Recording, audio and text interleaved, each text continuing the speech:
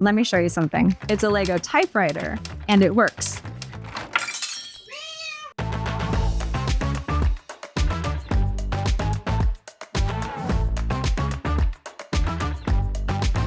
Hey, Skillshare! Welcome to my studio. Come on in.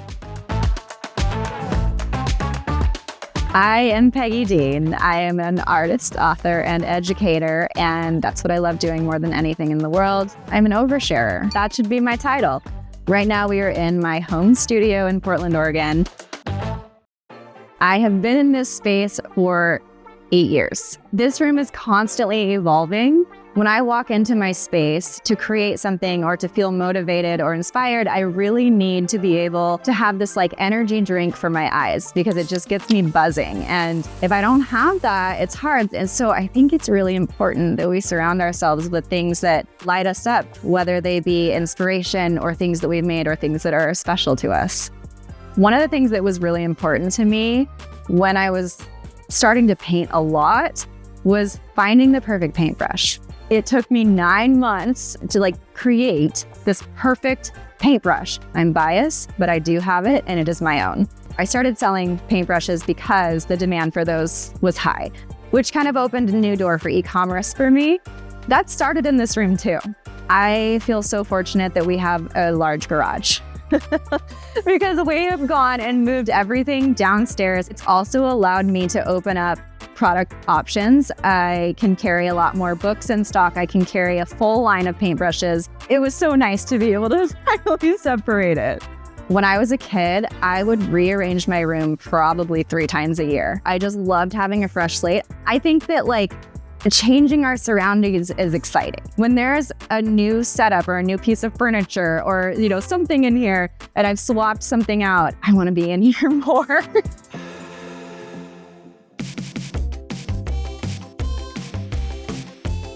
My current mural is probably the messiest yet, but the most planned yet, which is kind of funny. So I drew this on the iPad, and then I did actually for the first time, mostly because I was so curious, decided to use a projector, which was very fun. It was the most planned, the most messy as well, because I didn't really want to perfect this one. I just thought it was kind of fun to see scratchy lines and not have it be as clean. Also, the elements. I don't know what it is about a rabbit astronaut or floating fish or Saturn.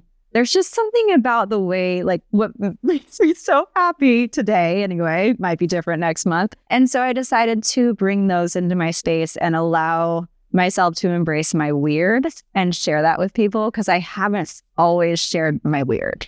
I have been asked just now if I have assigned personalities to said fish or said rabbit, and I have a missed opportunity here. Why do I forget to name things? It can't happen right now. It has to happen organically, but I'm going to make it a thing. I don't know why this is my guy, but this is my guy. And it's been in my brain. It's simple. It's flat. It's everything that I don't normally gravitate towards, but he has my soul and heart. He has nipples. It's an important part. I just think, so he's my friend and he's on a swing. Is that legible? Maybe. Everything else is, if you want to call it abstract, you can. It's shapes. It's wobbly lines to color block because I wanted to be able to translate that. I love a billowy cloud. So something that is going to really bring a good curve. Because I had plants and flowers in here before, they were so formed, and I wanted these ones to be loose and not necessarily translate to any particular type of plant. So I have some that are kind of unfinished, and I have some that are just cylinder. I also, when I do line drawing, it is very literal. And so I wanted to do something that was like, what is this? But to me, I know it's like, okay, here's my texture. Here's my... But so it's just a part of my brain that I let out. And everything else, I mean, who knows? Who knows what some of this is? Everything that came out here could have come out in a freehand go. It's not special, but that's what's special. I think that that's the most special, is when something wasn't meant to be precious. We'll talk about Bitsy. Told you, I don't have names for many things. This is the first thing, believe it or not, that I've ever named. This is Bitsy, short for Elizabeth, because she's from Elizabethtown. These old singers have serial numbers where you can track down. She's from 1949. If you have been around for a while, you know that I dabble in things. And I'm often asked, is there anything you don't do? And my answer was always, I don't sew. I don't sew. It's not something, nope. Me, sewing machine, we do not get along. So, no pun intended. So I was desperate to have a solid hemming job on pants. I am 5'4". I needed to just be able to count on an alteration for a hem job that was good. I was determined. And I said, one of these, it was last year, and I was like, I am going to learn how to sew so I can make my own alterations. That's that. I have one goal. I started researching sewing machines. Fast forward to settled on not even a featherweight. It's small, it's compact. I liked that. I was attracted to that. It was all metal. When I tell you that I rabbit holed so hard, and instead of learning sewing for 4 months, I learned all about so many different types of sewing machines. This thing has been gutted, cleaned, restored, because I was obsessed. And I was just like, oh, this is how this works. And this connects to this.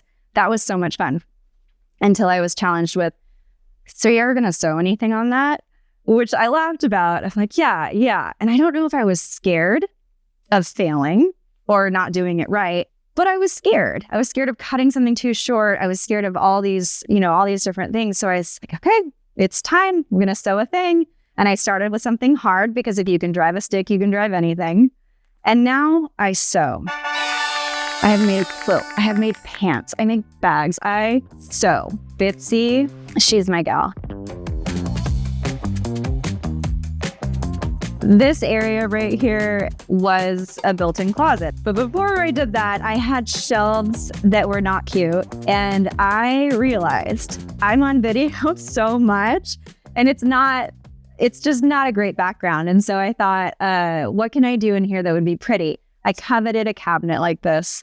Everything in here is a little bit me. It's got craftiness. I handmade some drip candles. That's a thing I did one time. I have not burned them because look how cool they are on their drying rack that they never came off of.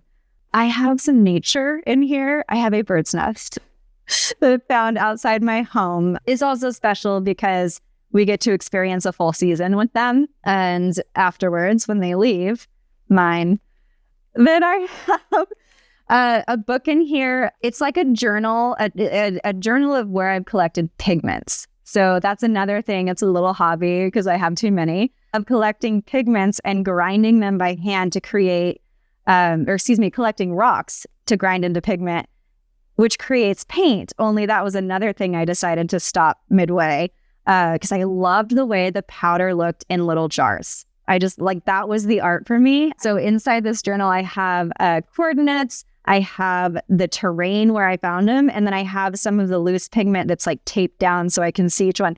I also have some ceramics that I've made because I had a 3-year go recently where I would go to the clay studio every Wednesday. That was my dedicated day. It turned into making these critters. I don't know what they are. I don't know what this is, but it's a jar. It's a lidded jar. Look at his little cute. Something about doing this, it fed a part of my brain that needed this weird outlet. And this is another one of those weird creatures. This is another odd area. I have a lot of fabrics stacked up because I've been sewing. I used to have a plant that was long and it was on top of some antique books, which have been moved up here because one of them is the pigeon post. And I can't believe I haven't talked about that yet. I'm obsessed. I love a good pigeon. They're plump, they're perfect, they're full of personality. My brand is built on the pigeon. These are felted pigeons that have been made for me and people have shipped them to me and they're so cute and it makes me happy because it makes me feel connected to people. Another hobby. as we should all have, at least 75 at one time, is rug tufting. So I have this very strange cat face amongst many other rugs. I'll also show you, while it might not be legible anymore because I walk on it, easy peasy. And so it was just a reminder to allow myself to not make things so difficult for myself. But yeah, this tufting rugs, it's also very, very fun. Let's head on this way to this corner over here. Okay, let me tell you about it. Get comfortable. Join me on my couch. I didn't have a seat for the longest time like this. I wanted to be able to be in this room and be comfortable. Join me. There's plenty of room. I have another tufted rug, as you can see. Now, this has a personal story. And since we're all hanging out, we're getting cozy, and we're having our sleepover, and we're braiding each other's hair, I'll tell you about it. I have always had some self-consciousness around the teeth in my face, which I think is a little silly. They're big. I'm fine with it. They are part of my body. And I think we all have a thing, right, that we're self-conscious about on our bodies for whatever reason. I have such a weird, tumultuous, yet loving relationship with my teeth. It came out in the form of this hobby, and I was like, I'm going to do a tooth with teeth, and it's going to be this love letter to myself, and it's like some self-love. So I think that art is really interesting and how it can come out for us. And I didn't know what really I was doing as I was doing it. I was just like, oh, I want to be weird and edgy and do a tooth. But really, it was a processing moment, which I thought was really fun. And it brings me a lot of happiness. These were actually 2 sketchbook pieces that I digitized, and they were some of the first pieces of art that I licensed. Paper doll of me and my partner. Paper doll, digital version on Procreate. Makes me happy. Otherwise, over here, you're going to see a very nondescript yearly overview calendar because everything is digital all the time. And I need to have, for my brain to simplify, chaotic color. Because color to me, it speaks really strongly for me. So I look at this and I know what the key is, and I know what, poppy red means, and I know what yellow means. I know what lime means. It's just my organization. Everyone's is different. I can tell you the answer of what the best organization is, the one that works. This right here is some needlepoint that my mom did when I was a kid. My mom and I were like best friends when I was growing up.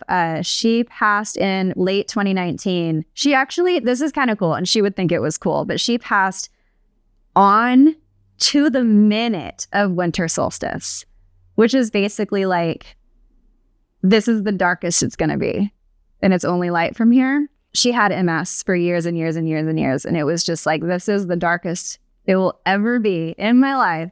And it was a hard recovery, but like, I don't know, something about my connection to her, it's really strong in this piece. She did crafts and she did a lot of art, but this one in particular makes me feel like that thread that you only have with your mom. This space is where I sit most of the time, which leads me to talking about teaching. For me, I love teaching. I love filming. I love all of it. But I wasn't doing it enough, and it was because I was feeling like I just didn't want to. But why didn't I want to if I actually wanted to? So for me, it was starting, and it was setup. So how can I make my space a space I like to be in while also not having the woes of setup? Because tripods everywhere is not my jam. I'm not into it. I don't like it. I set up a rig on my ceiling that has movement both this way and that way, and it has ability to hold anything that I want. And everything's on a quick release, which means that's barrier to entry gone, because it can just be a quick snap on and off. It might feel old school to have a remote, but who's laughing when I don't have to resync on my Bluetooth on the phone a million times when all I have to do is just press a button and then the lights come on? Let me tell you, it is a lifesaver for quick zooms, for filming, for all the things. It's the best thing I have done for myself as a gift to my productivity. If this is something that inspires you to do something similar, I will say, number one, have a friend, have a buddy. So here's my dog. Are you ready? Here he is. His name's Jim. He's so cute. Oh, what a little sir. Oh, what a little sir. Hi, sir. Welcome to my pigment wall. These are all pigments that I have collected in this region in the Pacific Northwest, which is more special, I think. And to see all of the different colors from soil. These are usually starting off as rocks. However, the ones that I have saved are special because I get very excited when I find one that is like this soft to the point where it feels like it's coming off on your fingers. This one's not, but it feels like it could. I have ground these myself. So they start as stones, mortar and pestle, and to grind them up. And this is the part that I think is so fun to have as just like, I don't know why this is so satisfying to me, but I was thinking about making paint. That was the goal. And then I got to this point and just started labeling the jars, and I just, it makes me so excited. So that's what this has become. And it makes me really happy to walk by it every single day when I go into the office because it's very grounding. Let's acknowledge the lighting. It's really good. It's a perfect, harsh, shows frizz really well, probably makes my features stand out in the best possible flattering way ever. Also, the aesthetics behind me, just everything about it is very aesthetically pleasing. If we're being real, we're in my garage. So this is real life. Welcome to real life. This is where we keep paintbrushes and books and other fun items that we can ship out. The reason that this really needed to be separated from my office was because the demand was higher than I expected it to be, which is a great problem to have. But when we are trying to make decisions about what it is that we want to do, it can take up space sometimes, which is one of the reasons why there are certain things I choose not to do because I don't want the excess. As far as books go, I have written some. The very first book that I ever wrote was The Ultimate Brush Lettering Guide. This came very shortly after my first class on Skillshare.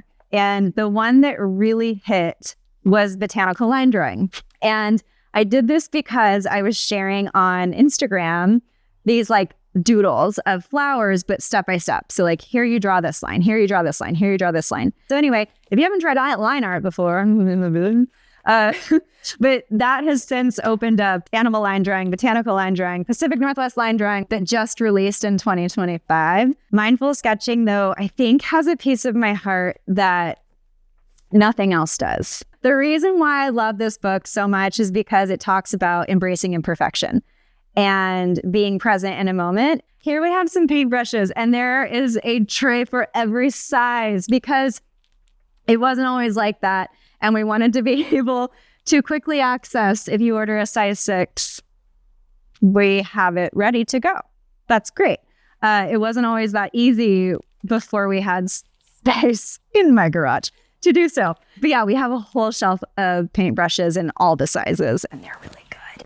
Okay, more packaging inserts. So it's not wildly interesting, but let me show you what I did, which you might like, you might appreciate. Instead of like the 4x6 handouts, I do bookmarks.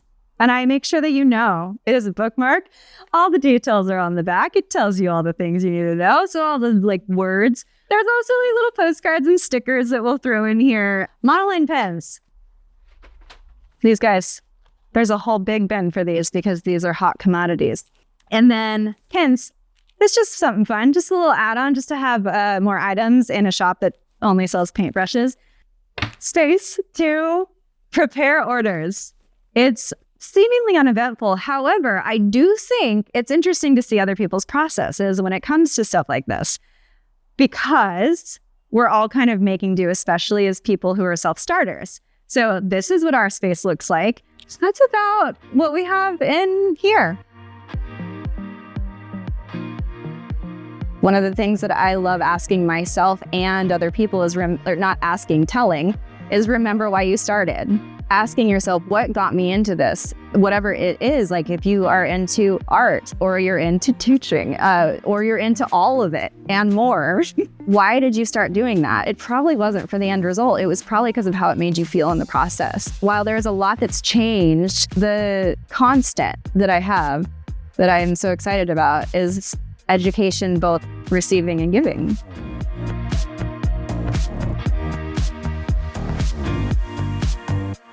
All right, you guys, that's what I have for you. Thank you so much for hanging out with me. I hope you feel inspired in some capacity, because really, I think that that's the most important part.